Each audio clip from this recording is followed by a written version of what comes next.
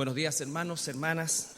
Ante todo les deseo a todos un feliz comienzo de año y espero que todo lo que de alguna manera nos hemos comprometido en el Señor a hacer durante este año se pueda llevar a efecto.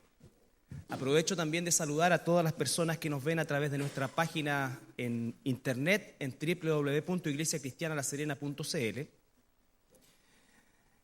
Y el día de hoy vamos a compartir un mensaje haciendo un alto en lo que hemos estado viendo, la serie Las evidencias de una vida transformada. El pasado domingo hicimos un mensaje principalmente enfocado en lo que es el término del año y por supuesto corresponde también hacer un mensaje que tenga que ver con el comienzo del año. Cada ciclo que se termina y cada ciclo que comienza, para nosotros como hijos de Dios, es una oportunidad que el Señor nos brinda de hacer su voluntad, de vivir en su presencia y de realmente ser parte de el mover que Dios tiene en la vida de cada uno de nosotros y a través de nosotros también. Vamos a abrir la Biblia en el libro de Génesis, en el capítulo 5. Génesis capítulo 5. Versículo 18 al 24.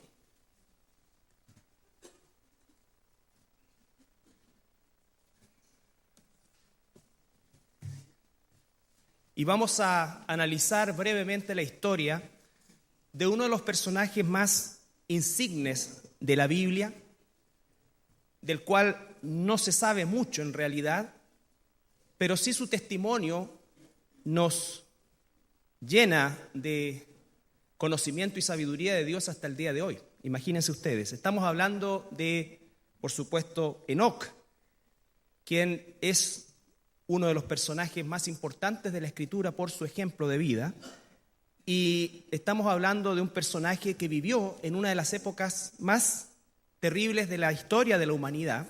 Recuerden que él es prediluviano, y ya vamos a analizar un poco eso al respecto. Pero el propósito de este estudio o de este sermón el día de hoy es que nosotros cada vez que comienza un año, ¿no es cierto?, hacemos una serie, déjenos más ahí en Génesis 6, ya vamos a leer la historia, pero quiero que reflexione un segundo en cuanto al hecho de que cuando estamos nosotros comenzando un nuevo ciclo, bueno, terminando uno y comenzando otro, inevitablemente vienen a la mente una serie de situaciones como evaluaciones, recriminaciones en algunos casos, ¿no es cierto?, satisfacciones si se ha cumplido algo, pero por sobre todas las cosas, aspiraciones, es decir, nuevas metas que nos ponemos, ¿no es cierto?, desde aquellas que son las más o las menos importantes, entre comillas, hasta aquellas que tienen alguna trascendencia en nuestro nivel familiar y por supuesto también a nivel profesional y laboral. Sin embargo, lo que el mundo hace y que por supuesto la iglesia también debe hacer, carece del elemento principal de nuestro sistema de evaluación. Uno de los errores que los cristianos cometemos es evaluar nuestra vida con el mismo estándar que la evalúa el mundo. Y nuestra vida no puede ser evaluada bajo ningún punto de vista bajo ese mismo estándar.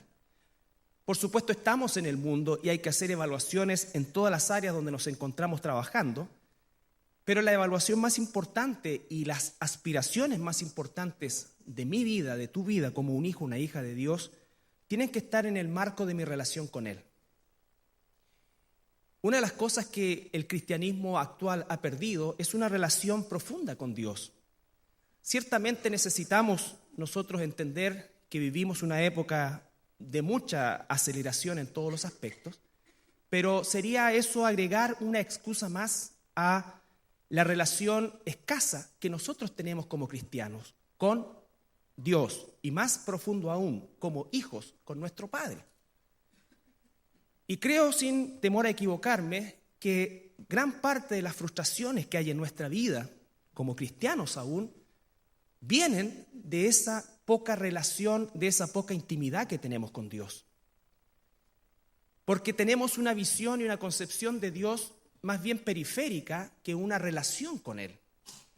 Y cuando digo de una relación con Él, no me estoy refiriendo solamente al hecho de hacer un devocional, al hecho de venir a la iglesia, que son todas actividades, por supuesto, parte del proceso de una relación con Dios. Pero no lo son todos. Falta el elemento más importante, que es esa intimidad con Dios, que es la que verdaderamente nos va transformando en función de la palabra. Si yo pudiera hacer una pequeña evaluación del año 2013 para mi vida, que no la voy a hacer, por supuesto, porque esto no se trata de contar mi testimonio, pero solamente decirles que el año que pasó, para mi satisfacción y sobre todo para mi relación con el Señor, pude entender lo que significa una relación profunda con Dios. Creo que este año 2013 que pasó fue un excelente año para mí en esa área.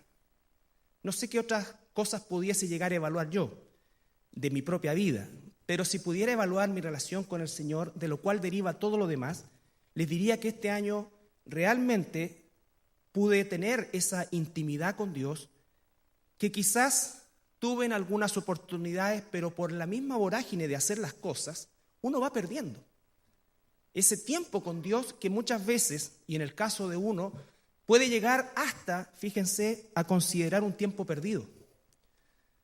Pasar un par de horas solamente, ¿no es cierto?, con la palabra de Dios, buscando a Dios, pidiendo a Dios, no lo que yo quiero, lo que Él quiere. Quiero ponerle la forma solamente en cómo el Señor, o qué formas usó el Señor. Imagínense, yo vengo del norte, allá nosotros tenemos plantas plásticas. Una de las primeras aberraciones que cometí yo cuando llegué a Serena fue empezar a echarle lustramueble a un gomero. Y la Adrianita veía que las hojas se caían, y no se explicaba por qué, hasta que me vio a mí, pero para mí era sacarle brillo. Por lo tanto, no tengo ninguna formación de jardinería ni nada por el estilo. Sin embargo, hoy día me gusta la jardinería. Pero ¿sabes por qué me gusta la jardinería? Porque es el momento en que yo estoy con Dios, siempre estoy con Dios, pero es el momento de profundidad. Ahí, horas, escuchando su palabra, escuchando. Por si acaso, bajen la aplicación de la Biblia en audio, es realmente espectacular, si es que la tienen. Momentos como eso, que para mí, años atrás habrían sido una pérdida de tiempo, sin embargo, hoy día son la inversión más grande que puedo tener. Quizás muchos de ustedes no tienen el privilegio de poder dedicar algunas horas, ¿no es cierto?, a eso. Pero creo que todos, de alguna u otra manera, tenemos oportunidad de hacerlo. Porque ciertamente hay cosas que dejé de hacer.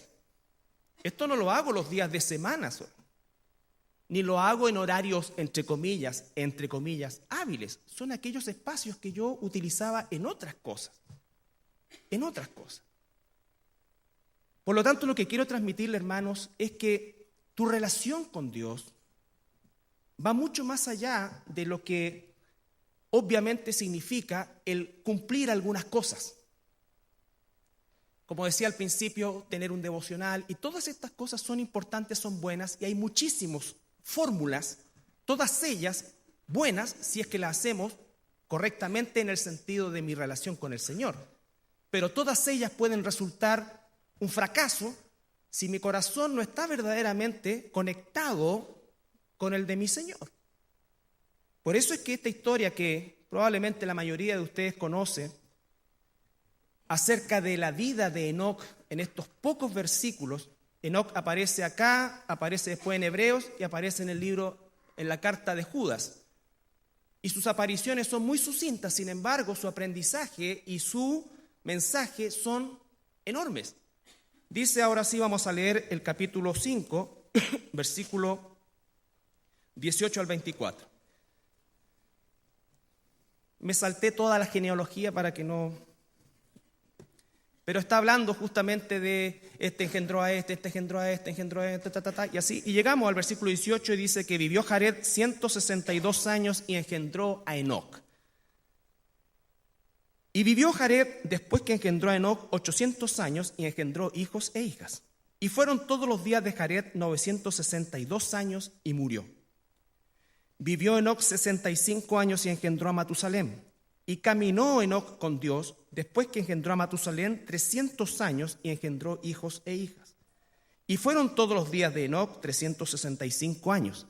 Caminó pues Enoc con Dios y desapareció porque le llevó Dios. Aquí tenemos una porción muy pequeña de la Escritura que nombra a un personaje llamado Enoc. Perdón. Entonces está diciendo, Enoc significa en hebreo dedicado. Dedicado. Enoc es dedicado. Y recuerden ustedes que el hebreo es súper concreto como idioma, por lo tanto los nombres que se colocaban eran más bien la característica de vida de la persona. Él era dedicado. ¿Dedicado a qué? A Dios. ¿Significa que él era un sacerdote? No. ¿Significa que él era un pastor? No. No dice que ejerciese. De hecho, no existía ninguna de las formas que aparecen posteriormente, ¿no es cierto?, de adoración, tanto en Israel y posteriormente en la iglesia. Pero él estaba dedicado a Dios. Caminó con Dios. La palabra caminar en el hebreo es Jalak, J-A-L-K, que significa un estilo continuo, frecuente, un estilo de vida distinguible. Es decir, se distinguía por el estilo de vida de Enoc que él caminaba con Dios. No que iba a la iglesia, caminaba con Dios. Caminar con Dios te va a traer a la iglesia, pero venir a la iglesia sin caminar con Dios te hace un religioso. Entonces, lo que tenemos que aprender es, caminaba con Dios. ¿Cuántos años llevas tú como cristiano? No lo digas. Quizás los más que acá, 20, 30, quizás algunos 5, no importa. ¿Sabes cuánto tiempo caminó Enoc con Dios? 300 años. 300 años caminó con Dios. ¿Cómo puede ser que alguien camine 300 años con Dios? La única forma es que su relación con Él haya sido algo precioso, algo increíble, algo inigualable. Una de las cosas que los cristianos equivocamos, por ejemplo, es cuando queremos abstenernos de cosas y nos apretamos para aguantarnos de no hacer cosas, y esa situación muchas veces va a terminar fracasando porque el pecado es deleitoso. Entonces, si mi relación con Dios no es deleitosa, estoy condenado a tener una vida miserable desde el punto de vista espiritual. Esto es placer contra placer. El placer que me produce estar con Dios y tener una relación con Dios es mayor que el pecado. Por lo tanto, es la única forma de vencer el pecado. Pero no podemos vencer el pecado porque vamos a reventar. Enoc tenía una relación deleitosa con Dios. De otra manera, es imposible que hubiese caminado tantos años con Dios, al punto que Dios le gustó tanto estar con Enoc que se lo llevó. Se lo llevó. Entonces, ¿qué nos enseña esto? Ahora, en 300 años Enoc pecó. Claro, tiene que haber pecado si no era Jesús. Por eso es que la definición de la palabra es tan importante, porque habla de continuo, frecuente, vale decir una tendencia. ¿Cuál es la tendencia de tu vida? ¿Andar con Dios o no andar con Dios? Los resultados se van a ver. Por eso este mensaje tiene mucho que ver también con lo que estamos analizando y estudiando en el año corrido. Evidencias de una vida transformada. Una vida transformada va a evidenciar, es imposible, no se levanta una luz o no se prende una luz para ocultarla, Dios la va a mostrar. No para vanagloriarse la persona, sino que para que cuando vean la forma en que tú vives, glorifiquen a Dios. Entonces, es cautivante la historia de Enoc, porque ciertamente él vivió en una época quizás hasta más corrupta que la que estamos nosotros. Quizás hasta más corrupta. Es la época antes del diluvio, el juicio de Dios sobre una tierra corrompida. No se olviden que el capítulo 6 habla de la maldad de los seres humanos. que llegó a tal punto que Dios se dolió en su corazón y dijo: voy a raer todo. Y Enoc, que es anterior y vivió esa época, ciertamente nos dice que él caminó con Dios. Volvemos al versículo 24. Caminó pues Enoc con Dios. ¿Qué significa caminar con Dios? Significa tener una relación íntima con Él. Significa la palabra conocer a Dios. Recuerde que es la palabra en el griego ginosko, que significa tener una intimidad con Él. Una intimidad con Él. Si tú, hermano, no tienes una intimidad con Dios, cualquier cosa que hagas para, entre comillas, Dios, que no necesita nada, va a resultar una carga. Va a resultar una carga. Yo quiero este año proponerte que tú y yo aprendamos a caminar con Dios. Cuando tú caminas con Dios no tienes que inventar cosas. Cuando tú caminas con Dios no tienes que vivir una vida estresada aunque el mundo se esté volviendo loco a tu alrededor. Cuando tú caminas con Dios vas confiado porque es Él. Ahora vamos a hablar qué significa caminar con Dios, porque no es 50-50. Amós 3:3, no lo busquen, anótelo. Amós capítulo 3, versículo 3 dice: ¿andarán dos de acuerdo? ¿Andarán dos juntos si no están de acuerdo? Dice que no. Pero el acuerdo aquí no es: mira Dios, yo tengo esta parte del plan y tú esta parte. No. Estar de acuerdo con Dios es decir: Dios, toma, todo es tuyo. Ahí está, todo es tuyo. El acuerdo no es 50 y 50. Y en algunos casos es peor, 70-30, 80-20, 90-10. Por eso es que la vida de tanto cristiano es una verdadera odisea. Porque no hemos aprendido a relacionarnos con una intimidad tal que haga tan deleitoso tu tiempo con Dios, tan necesario. Cuando yo estaba preparando este mensaje, venía a mi mente otra vez un pasaje que siempre viene en estos momentos: como el ciervo brama por las corrientes de las aguas, así clama por ti, oh Dios, el alma mía. Mi alma tiene sed de ti. Dije, yo quiero esa sed. Yo quiero esa sed. ¿Han tomado agua ustedes una vez que están, como dice mi mamita, empipados hasta acá? Es asqueroso. Te hace... El punto es que nosotros nos llenamos de agua que no es de Dios. Entonces después cualquier sorbito de Dios, ¡pum! Eso, hermanos, es lo que nos enseña Enoc. Caminó por Dios, con Dios. Amós 3:3 dice: ¿andarán dos de acuerdo? ¿Andarán dos juntos si no están de acuerdo? Obviamente no, pero el acuerdo no es una negociación con Dios. El acuerdo es: me entrego a ti. ¿Cuántos de ustedes verdaderamente se han entregado a Dios? ¿Cuántos de nosotros? Tenemos que reconocer que vivimos en una cultura muy similar a la época de Enoc, egocentrista, amadores de nosotros mismos, preocupados de nosotros mismos, nuestros intereses, nuestros planes, nuestras motivaciones, nuestro. Y queremos que Dios se sume a nuestro plan. Eso no es andar de acuerdo con Dios.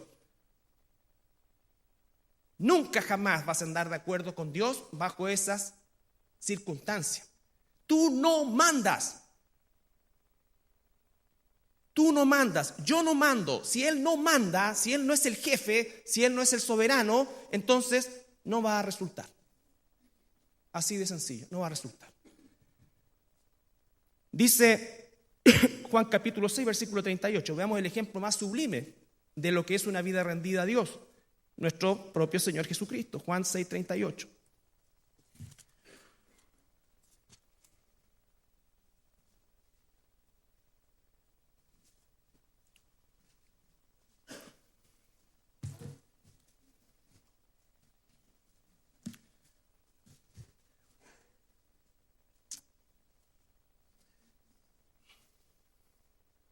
Escucha las palabras de nuestro Señor Jesucristo. Juan 6:38.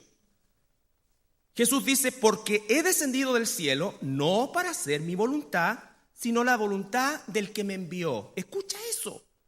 Jesús no dice, descendí del cerro, descendí de las compañías, descendí de la playa, vine de la playa. No, imagínate, descendí del cielo, del cielo. Él es Dios. Sin embargo, ¿cuál es el ejemplo de vida que nos viene a dar? No para hacer mi voluntad. Ahí está el problema de millones de cristianos que han venido de distintos lugares, pero no quieren hacer la voluntad de nuestro Padre. Y van a chocar contra eso toda su vida. Y van a tener un cristianismo infeliz, un cristianismo avinagrado, un cristianismo que va a dar ganas de ser musulmán cuando uno lo vea, ¿no es cierto?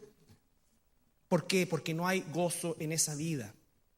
No hay gozo en esa vida, porque son más importantes las preocupaciones, son más importantes todas estas cosas. Y peor aún, no creemos, porque es una falta de fe, no creemos que Dios puede tomar control de todo y darme más placer y felicidad que cualquier cosa que yo pueda hacer o dejar de hacer. Es como que si Dios es el aguafiesta universal más grande, no lo quiero invitar a mi vida porque me va a arruinar todo. ¿Cuántas veces uno escucha a un joven, mira, yo en realidad me voy a comprometer con el Señor una vez que carretea hasta la... Esta es la última canita al aire y de ahí yo me comprometo. Mira, Dios, no te metas en mi vida. Este es el último negocio fraudulento que hago y después de esto, y después de esto. No creemos en Dios, aunque sabemos de Él. Saber y creer son dos cosas distintas que tienen que llegar a ser una en esta relación de intimidad. ¿Cuántos de nosotros sabemos que estamos pecando deliberadamente? Pero ¿por qué no lo hacemos? Porque no creemos que hacer la voluntad de Dios es más deleitoso que pecar. Entonces dice el Señor Jesucristo, he descendido del cielo no para hacer mi voluntad, sino la del que me envió. Primera cosa, es su voluntad. Él es el jefe, Él es el rey, Él es el soberano. Él me llama amigo, sí, pero soy su esclavo. Esa es la relación, esclavo-amo. La palabra siervo, doulos, se cambió en todas las traducciones españolas, o al español, al castellano, pero la palabra original es esclavo. Esclavo, con todo lo que eso significa. La palabra siervo tiene una connotación socialmente mejor, entre comillas, que la palabra esclavo. Y de alguna manera los traductores encontraron demasiado fuerte eso y colocaron siervo. Pero un siervo podía ser incluso alguien contratado. Los amos tenían siervos contratados que administraban su casa, pero el esclavo era otra cosa.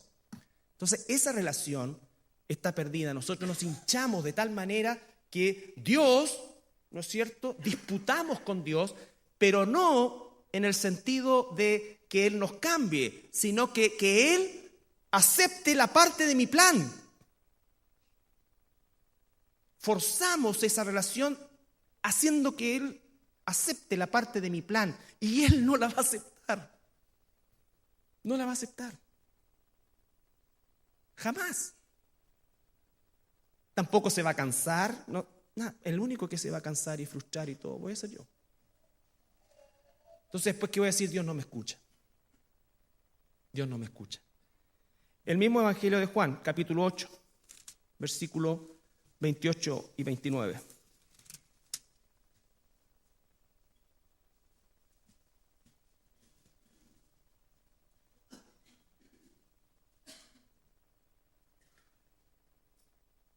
¿Qué es andar con Dios? Obedecer a Dios. Le dijo pues Jesús, otra vez, cuando hayáis levantado al Hijo del Hombre, entonces conoceréis que yo soy, y que nada hago por mí mismo, sino que según me enseñó el Padre, así hablo. Porque el que me envió, conmigo está. No me ha dejado solo el Padre, porque yo hago. Pon tu nombre ahí. Esa meta para este 2014, si Dios te da los 12 meses de vida. Porque yo hago siempre lo que le agrada. Siempre lo que le agrada. ¿Haces tú siempre lo que le agrada a Dios? ¿Cuál es la tendencia de tu vida? ¿Cuál es el camino? ¿Se podría decir de ti que eres una persona que camina con Dios? La gente pudiera distinguir que caminas con Dios. Ahora lo maravilloso de esto es que todo hijo o hija de Dios tiene acceso a esto. Esto no está reservado para algunos supuestos iluminados o profetas u otro tipo de personaje de esas características. No, esto es un regalo para cada hijo o hija de Dios. El caminar con Él. Si se fijan, no dice que Dios caminó con Enoc, dice que Enoc caminó con Dios. Dios siempre camina con sus. Está caminando contigo. Tú no estás caminando con Él. O yo no estoy caminando con Él cuando me aparto. Entonces, Jesús dice, yo hago lo que le agrada al Padre, yo hago lo que habla el Padre. Eso significa que conozco al Padre. Y por supuesto que conozco al Padre por medio de la Escritura, Salmo 119. No puedo separar jamás mi amor a Dios de la Escritura. El que me ama va a obedecer lo que digo. Pero cuando obedezca lo que digo, va a empezar a tener una relación de amor. Y esa relación de amor va a hacer que cada vez que estemos en la palabra, en oración, en mi tiempo con Él, en el día a día, en cada instante, va a ser un deleite. Salmo 119.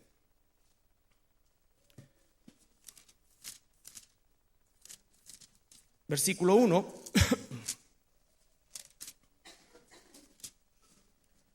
Al 16. La palabra camino aquí es exactamente la misma palabra que usa Enoc y es la misma palabra que usa con Noé. Noé caminó con Dios, dice. Caminó con Dios, tenía una relación de intimidad con Dios. ¿Cómo es que Noé pudo aguantar 100 años construyendo el arca con todas las burlas y con todas las cosas? Yo no sé si alguna vez le incendiaron el arca, los primeros palos. La Biblia no dice eso, pero no fue algo fácil. ¿Cómo es que él logró hacer la voluntad de Dios? Porque tenía una relación con Él. Tenía una relación con Él. Bienaventurados los perfectos de camino, los que andan en la ley de Jehová. Bienaventurados los que guardan sus testimonios. Fíjate la expresión, bienaventurado. Bienaventurado significa que dichosos. Dichosos. Es una vida de dicha. Hay tristeza, claro. Hay decepciones, por supuesto, somos carne todavía. Pero la temática, la inclinación, la visión de la vida es totalmente distinta. Dice la Biblia también que hay tristeza que produce muerte. La tristeza de Judas fue una tristeza no de arrepentimiento, fue una tristeza que lo llevó a la muerte. Porque Dios nos entristece para que nosotros podamos estar más profundamente con Él cuando estamos equivocados. Pues no hacen iniquidad los que andan en sus caminos. No hacen iniquidad los que andan en sus caminos. Tú encargaste que sean muy guardados tus mandamientos. Ojalá fuesen ordenados mis caminos para guardar tus estatutos. Entonces no sería yo avergonzado cuando atendiese a todos tus mandamientos. Te alabaré con rectitud de corazón cuando aprendiere tus justos juicios. Te alabaré, alabanza, conocimiento, palabra. No se puede separar eso. Cuando es genuinamente el fruto del Espíritu, eso no va a separarse nunca. Entonces no va a haber problema que alguien tenga una mente muy cerebral, pero no tenga un corazón para Dios. Entonces, o no es cristiano o no lo sé, pero las cosas de Dios no van separadas, no está en compartimentos. Va todo en un todo. Por eso que la palabra corazón en el hebreo es tan importante, porque es la palabra lev. La palabra lev significa la totalidad de la persona, cada área de su vida. Sus emociones, sus sentimientos, sus aspiraciones, todo bajo el control de Dios. ¿Y cómo es que está bajo el control de Dios? Porque le estoy conociendo. ¿Y cómo le estoy conociendo? Por medio de su palabra. Su palabra me va haciendo cada vez más a la imagen que Él tiene para mi vida. pero tengo que partir con la relación correcta. La relación correcta no es una negociación. La negociación correcta es una rendición. Tú tienes que rendirte a Él. Tú tienes que dejar de ser el centro de la vida. Si eso no ocurre, lo que hagas va a resultar en un fracaso. Y confía, Dios se preocupa más de ti de lo que tú crees. Entonces dice, entonces nos dirá, te alabaré con rectitud de corazón cuando aprendiere tus justos juicios. Tus estatutos guardaré. No me dejes enteramente. ¿Con qué limpiará el joven su camino? Con guardar tu palabra. Con todo mi corazón te he buscado. Con todo mi corazón te he buscado. No me dejes desviarme de tus mandamientos. ¿Sabes cuándo son las únicas veces que nosotros buscamos con todo nuestro corazón a Dios? Cuando estamos afligidos. No cuando queremos hacer su voluntad. Cuando estamos afligidos. Y sí, hay que buscar a Dios cuando uno está afligido, por supuesto. No estoy diciendo que no. Pero no es la oportunidad. Si no buscamos a Dios de todo corazón para hacer su voluntad, cada día tengo que buscar a Dios. Tú tienes que buscar a Dios para hacer su voluntad, no la mía. La clave de Jesús: yo descendí del cielo no para hacer lo que yo quiero, sino lo que es su voluntad. Te llamas cristiano, ese es tu ejemplo, ese es mi ejemplo.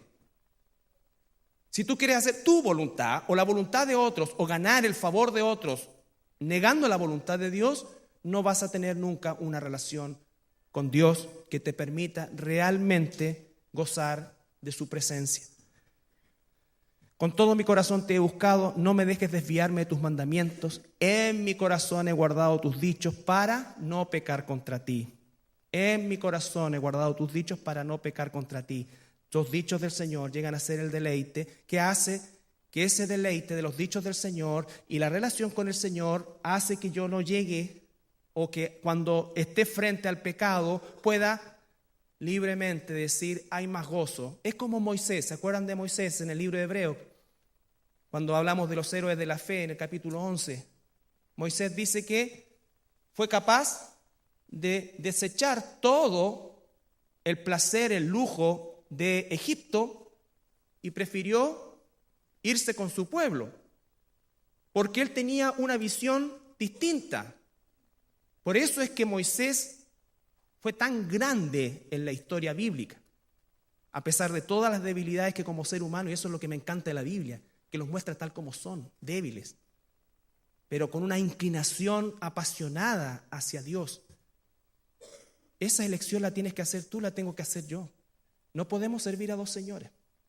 No podemos servir a dos señores. Cuando estamos tratando de hacer las cosas, por eso es que, ¿con qué limpiará el joven su camino con dejar de ir a una discoteca? No lo sé. Pero sí sé que va a limpiar su camino y Dios le va a decir qué hacer si es que guarda su palabra. Si nosotros solamente le enseñamos reglas a la gente, las reglas, como dice alguien, se hicieron para violarlas. Y la Biblia no es la excepción. Si yo no tengo una relación con el Señor Jesucristo, una relación de amor por medio de caminar con Él, entonces mi vida va a ser muchas veces más bien una faceta legalista mía y no una vida realmente espiritual. Con esto no digo que nosotros seamos estrictos desde el punto de vista escritural, por supuesto que no, y eso nunca sucede, porque la gracia de Dios no lo permite, porque donde abunda el pecado abunda la gracia, pero como dice el apóstol Pablo, ¿eso significa que vamos a pecar más? Por supuesto que no, porque ahora entendemos la gracia de Dios, y la gracia de Dios es lo que nos da el poder para no pecar, porque amamos a Dios, porque tenemos una relación con Dios, porque realmente le conocemos y nos deleitamos en Él. Nos deleitamos en Él. Enséñame tus estatutos, versículo 13, con mis labios he contado todos los juicios de tu boca. Me he gozado, escucha, me he gozado en el camino de tus testimonios. El cristiano de hoy no se goza en la Escritura, se goza en cualquier otra cosa. Muchas veces le produce más placer una novela escrita, por supuesto, no, espero que no vean de las otras, porque significaría que estamos en problemas. Pero se goza muchas veces más en una novela escrita que en la palabra de Dios. No estoy diciendo con esto que no lean otros libros, ni que nunca... No, pero ese gozo de tú pescar la Escritura es sobrenatural. Es sobrenatural. Porque tú dices, bueno, en 20 años, en 30 años, en 10 años, si has sido relativamente dedicado, esta cuestión ya tendría que conocerla al revés y al derecho, y ya después qué brillo tiene. Pero es la palabra de Dios y te dice, y te habla, y te habla. ¿Cuántas veces hemos escuchado la historia de Enoc? ¿Cuántas veces la de Noé? ¿Cuántas veces? Pero siempre Dios nos habla a través de ella. ¿Por qué? Porque nos produce deleite. Los cristianos no se deleitan en la palabra de Dios.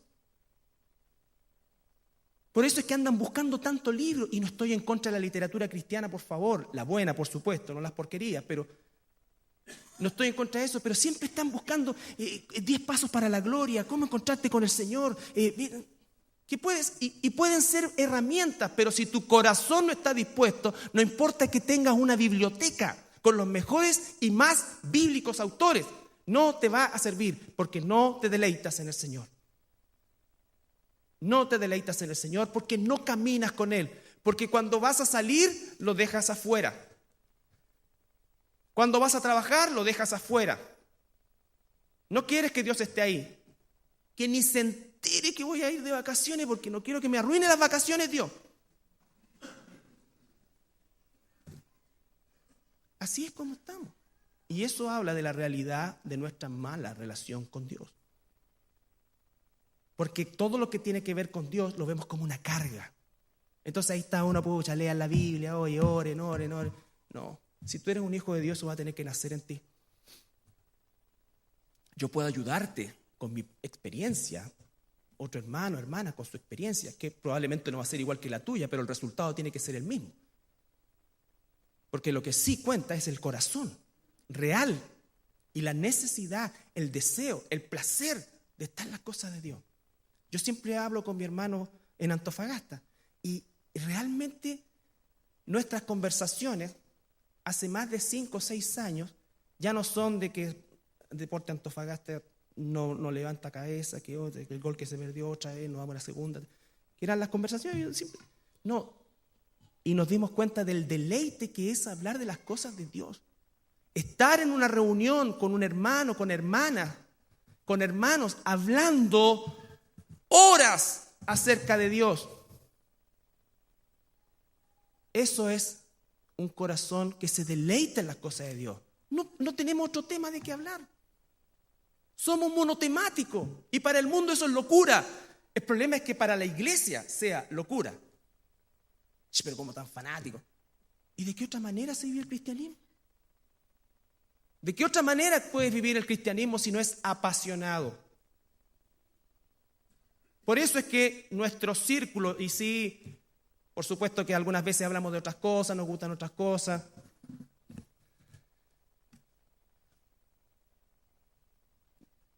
pero Dios es lo más importante. Cambiaríamos todo por Él. Todo por Él. Y Él es tan amoroso que casi no nos pide nada. Casi no nos pide nada. De aquí nadie ha tenido que entregar su hijo a Moloch, ni no sé, ni nada. ¿Cierto?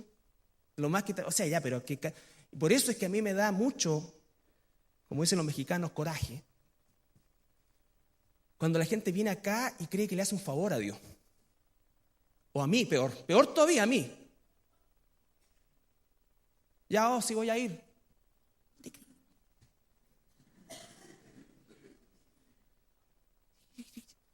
¿De dónde salió? Ahí es cuando viene la carne, pero Dios dice, aplaca. Y ahí uno se va dando cuenta que el Señor te ha cambiado. Ya, si voy a ir, ya, si voy a empezar a leer.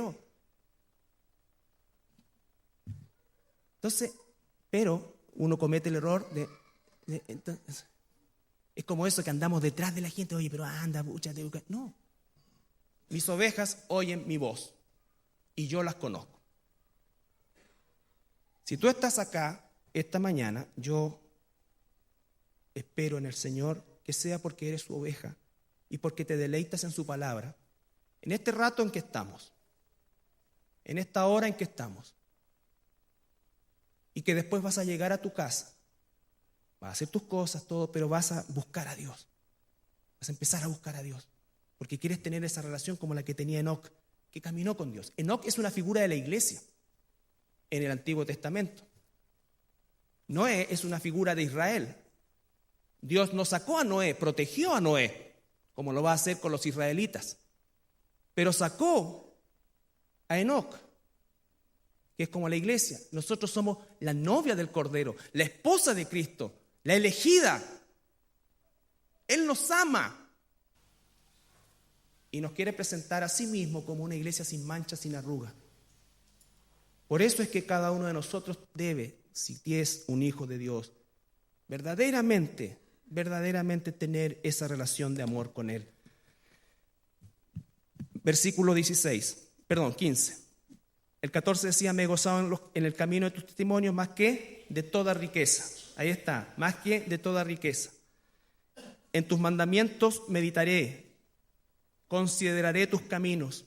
En tus mandamientos meditaré. Estoy caminando contigo, estoy meditando en tus mandamientos. De tus mandamientos va a venir la dirección. Me regocijaré en tus estatutos. No me olvidaré de tus palabras. ¿Por qué? ¿Porque tenía una memoria de elefante? No, porque cada día iba a la palabra. Como dice el apóstol Pablo, cada día muero. 1 Corintios 15:31 dice: cada día muero. Entonces, si cada día muero, significa que Él vive. Pero no podemos vivir los dos. Tiene que vivir Él. Y para que Él viva, yo tengo que morir. Todos los días. Cada día. Pero ahora es un deleite morir. No hay cosa más maravillosa que Él viva. Pero si yo me amo tanto todavía, me gusto, me admiro, no va a funcionar. Aunque leas, aunque hagas esto, aunque vaya, aunque venga, no. Si no está esa fase de que cada día muero, y vas a ser la persona más dichosa.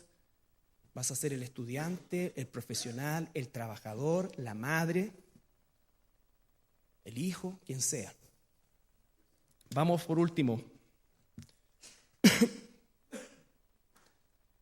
al Salmo, ahí mismo, 119, versículo 97.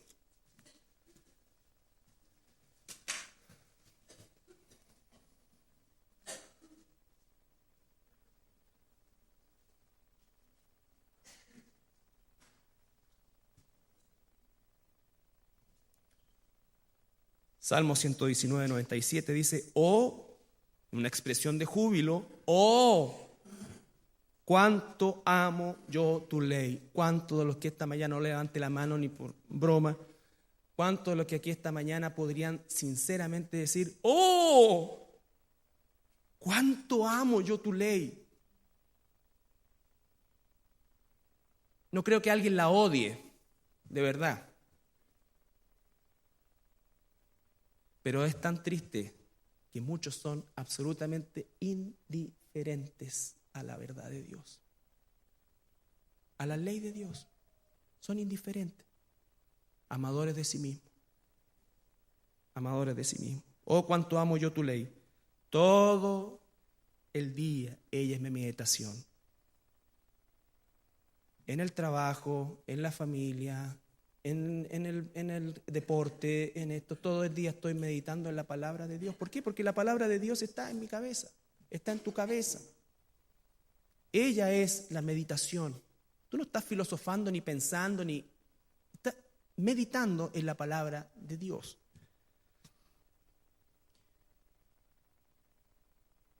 Me has hecho, consecuencia o resultado, mejor dicho, me has hecho más sabio que mis enemigos. Fíjate los resultados. Más sabios que mis enemigos con tus mandamientos, porque siempre están conmigo. No te preocupes de qué vas a responder, dice el Señor Jesucristo, ni que esto, ni que si de repente te toca y te sale un físico nuclear y te dice, Dios no existe. Y tú empiezas a tiritar, voy a buscar en internet que dice, voy a buscar el día que se perdió en el de Josué, que la NASA buscó para darle una demostración. Y empezamos a buscar argumentos, si no tenemos que defender a Dios. Oh, cuánto amo tu ley, ella es mi meditación todos los días. En ella me afirmo, en Él me apoyo, Él es mi deleite, Él es mi defensa, Él es mi escudo, Él es mi torre fuerte, Él es todo. Más sabio, más que todos mis enseñadores he entendido, porque tus testimonios son mi meditación. Más que los viejos he entendido, porque he guardado tus mandamientos. Está incluyendo a todas las personas que de alguna manera tienen una jerarquía de conocimiento sobre las demás personas. Y dice, más que todos ellos, pero no para enorgullecerme, no para glorificarme, sino porque te glorifica a ti. Cuando vean lo que haces, cuando responda, la gloria va a ser para Dios. Dice la carta de Pedro, ¿no es cierto?, que cuando los gentiles que no conocen a Dios vean nuestras acciones, glorificarán nunca a nosotros. Cuando la gloria es del hombre, entonces no viene de Dios. Cuando el hombre se lleva la gloria, no está Dios ahí. Glorificarán a Dios. A Dios. Es absolutamente imposible de esconder el fruto del Espíritu. De todo mal camino contuve mis pies para guardar tu palabra. No me aparté de tus juicios, porque tú me enseñaste. Cuán dulce son a mi paladar tus palabras, más que la miel a mi boca. De tus mandamientos he adquirido inteligencia. Por tanto, he aborrecido todo camino de mentira. Y recuerde usted que cuando el hebreo habla de inteligencia, habla de sabiduría, lo traslada completamente a la forma de vivir de alguien. Nosotros decimos, esta persona es pero súper inteligente, pero una bala.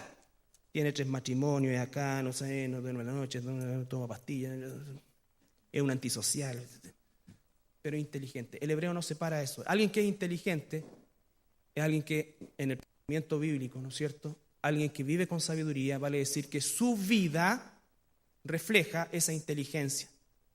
Es el padre bíblico, es la madre bíblica, el comportamiento, la forma en cómo administra su vida, todo. ¿Por qué? Porque está Dios ahí. Entonces ahí una persona sabia e inteligente para Dios. Para Dios la inteligencia del mundo es necedad. Pero nosotros adulamos la inteligencia humana a tal punto, ¿no es cierto?, que transformamos prácticamente en semidioses a aquellas personas que no importa el ejemplo de vida que tengan. Mire, si llega a ser tan terrible esto, que mucha gente se mira, a mí no me importa con quién se acuesta ni lo que hace, lo importante es que el gallo administra bien. Y punto. ¿No es cierto? Entonces, eso es el cambio de pensamiento que produce ciertamente la palabra de Dios. Y el último versículo, ahora sí, Juan 17:3, solo para terminar. El día que el Señor hizo efectivo tu llamamiento, mi llamamiento, empezamos a vivir la eternidad, la vida eterna. Jesús en su famoso Juan 17:3, Jesús en su maravillosa oración intercesora por la iglesia y por todos los que vendríamos, por sus apóstoles primero y todos los que creeríamos después por el llamado evangelístico como ovejas de Dios, dice el Señor, y esta es la vida eterna. Pregúntale a alguien qué es la vida eterna y va a hablarte en plazos. Muchos años, mucho esto, a lo mejor vamos a hacer esto, quizás que esto, y muchos se preguntan qué van a hacer y qué no van a hacer, qué van a dejar de hacer, en qué va a consistir. El Señor Jesús da una respuesta muy concreta, sabia y total. Y esta es la vida eterna, que te conozcan a ti, el único Dios verdadero, y a Jesucristo a quien has enviado. Esa es la vida eterna, hermano. Deseo de todo corazón que podamos nosotros tener un poquito, por lo menos, de esa intimidad que Enoc llegó a tener con Dios. Dice el libro de Enoc que él agradó a Dios, y sin duda Dios le agradaba a Enoc. No me imagino una relación de 300 años forzada, religiosa. Imposible. Imposible.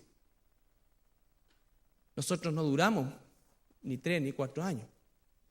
Pregúntate, ¿por qué es que tu vida cristiana puede resultar a veces tan tediosa, tan falta? Y es ahí donde se cae en la trampa de querer buscar cosas.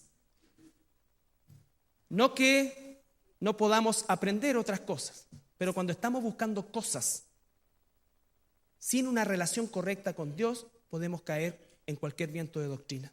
Y ustedes saben que esa siempre ha sido mi preocupación. Porque si tú vas a ir a un lugar solamente porque te sientes bien o te gustó lo que dijeron, porque te hizo sentido a tu forma de vida, eso es un riesgo gigante. Es un riesgo gigante. Y entonces por eso es que hoy día, y no estoy en contra de los seminarios, no estoy en contra de las conferencias, por supuesto que no, en la medida que sean realmente de crecimiento para el pueblo de Dios, pero la gran mayoría de las que existen son para llenar espacios. Llenar espacios. Conferencia de avivamiento. ¿Quién cree que después de 10 años viviendo un cristianismo opaco, en 2 días su vida va a ser transformada? ¿Y sabes por qué sé esto? Porque al otro año o el mes siguiente están inscritos en otro seminario. Y viven de seminario en seminario, en seminario, en seminario,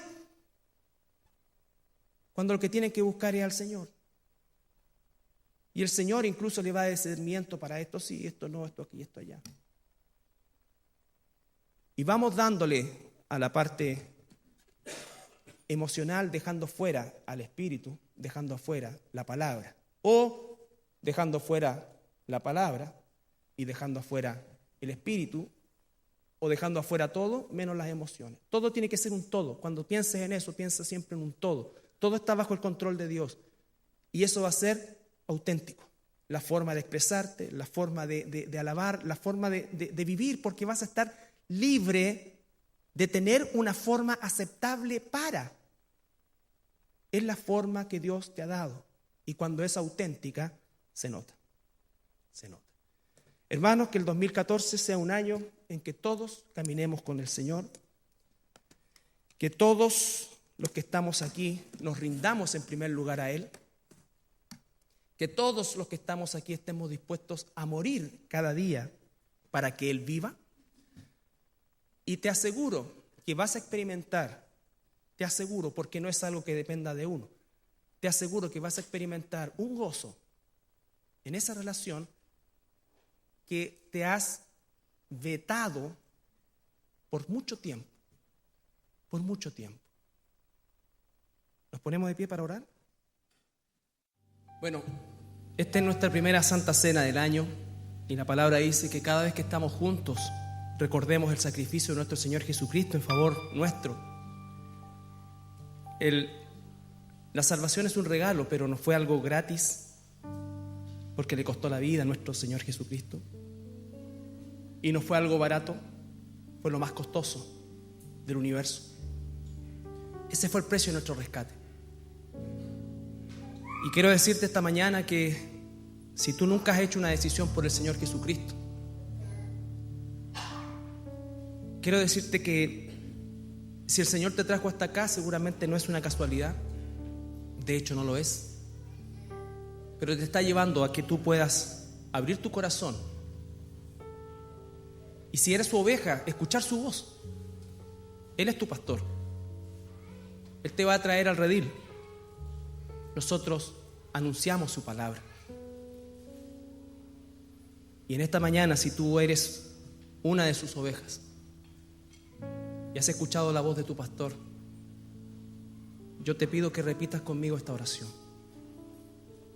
Señor Jesús, me presento delante de ti, reconociendo que soy pecador y que sin ti estoy perdido. Señor Jesús, en esta mañana te entrego mi vida. Te entrego todo lo que soy, Señor. Que aunque tú me conoces, te lo entrego, Señor. Te pido perdón por todos mis pecados. Y te pido también que me selles como tu oveja por medio de tu Espíritu Santo, Señor. Gracias, Señor Jesús, en tu santo nombre. Amén. Si tú has hecho esa oración en tu corazón, has declarado con tu boca que Jesús es el Señor, dice la Biblia que entonces eres salvo. Y eso significa también que te haces parte del cuerpo de Cristo, que es la iglesia. Con todas sus diferencias e imperfecciones, pero eso es el cuerpo de Cristo. Y tú no puedes estar fuera del cuerpo. Te abrimos de todo corazón las puertas de esta nuestra iglesia, con todo lo que somos y con todo lo que no somos. Pero lo que sí hay algo que es seguro es que amamos al Señor y queremos que Él nos cambie y nos use. Si quieres ser parte de este cuerpo, eres bienvenido, bienvenida. Y como lo decimos siempre, queremos conocerte para ayudarte a comenzar este camino.